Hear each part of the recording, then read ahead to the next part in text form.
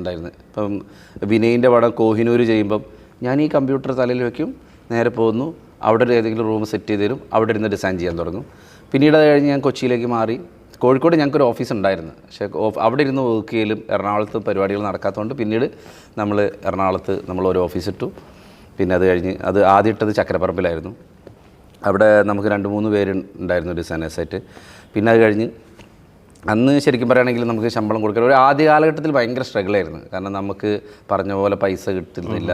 അന്നത് മലയാള സിനിമ വളരെ ബഡ്ജറ്റ് ഭയങ്കര അന്നൊക്കെ ഈ പോസ്റ്റേഴ്സിന് വേണ്ടിയൊക്കെ മുടക്കുന്ന ഫണ്ട് കുറവായിരുന്നു.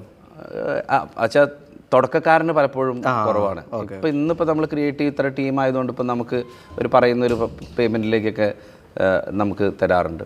നമ്മളൊരു പ്രൊഫഷൻ തിരഞ്ഞെടുക്കുമ്പോൾ ആദ്യം നമ്മൾ സാലറി ക്യാഷ് പരിപാടികളൊക്കെ ആയിരിക്കുമല്ലോ ആലോചിക്കുക, കാരണം സാമ്പത്തികം വേണമല്ലോ. പിന്നെ ഇപ്പം ഇങ്ങനൊരു പ്രൊഫഷൻ തിരഞ്ഞെടുക്കുകയാണെങ്കിൽ എങ്ങനെയാണ് സാലറി പരിപാടികൾ? ഇപ്പം ഞാൻ പഠിച്ചു കഴിഞ്ഞ് ഇറങ്ങിക്കഴിഞ്ഞാലുള്ള ഇതിൻ്റെ സാലറി എന്ന് വെച്ച് കഴിഞ്ഞാൽ അവരവരെ കഴിവിനനുസരിച്ചിട്ടുള്ള സാലറിയാണ്. ഇപ്പം എയിലൊക്കെ പ്രോംപ്റ്റ് ചെയ്ത് ക്രിയേറ്റ് ചെയ്യുന്ന ആൾക്കാരുണ്ട്, പല രീതിയിൽ ക്രിയേറ്റ് ചെയ്ത്. ഇപ്പം ഞാൻ നോക്കട്ടെ, ഞാനൊക്കെ ഒരു 5-6 വർഷം മുന്നേ ഒരു ലോഗോ എനിക്ക് ഡിസൈൻ ചെയ്യേണ്ടി വന്നു. അപ്പോൾ അവർ പല സ്ഥലത്തുനിന്നും ചെയ്തിട്ടൊന്നും റെഡി ആയില്ല. എനിക്കത് US നിന്നാണ് ആ ക്ലയൻറ്റ്. ഞാൻ ആകെ 1 മണിക്കൂറേ വർക്ക് ചെയ്തിട്ടുള്ളൂ. 1 ലക്ഷം രൂപ എൻ്റെ അക്കൗണ്ടിൽ വേണം.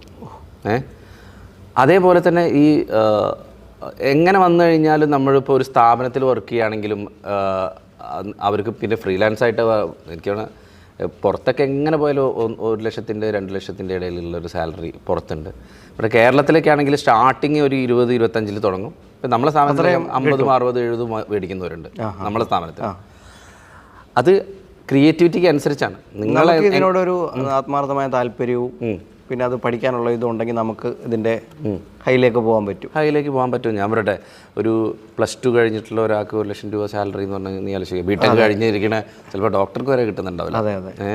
നമുക്ക് ഒരു ക്രിയേറ്റീവ് ഒരു ഇതാണ് ആദ്യം ഉണ്ടായിരിക്കുന്നത്. അതെ, ക്രിയേറ്റീവ് താല്പര്യവും പഠിക്കാനുള്ള സാധനം. ഞാൻ എപ്പോഴും പറയാൻ വെച്ചാൽ നിങ്ങൾ കർമ്മം മര്യാദയ്ക്ക് ചെയ്യും. അതെ, കർമ്മത്തിൽ ഫോക്കസ് ചെയ്യും, ബാക്കി പിന്നാലെ വരും, പണം പിന്നാലെ വരും.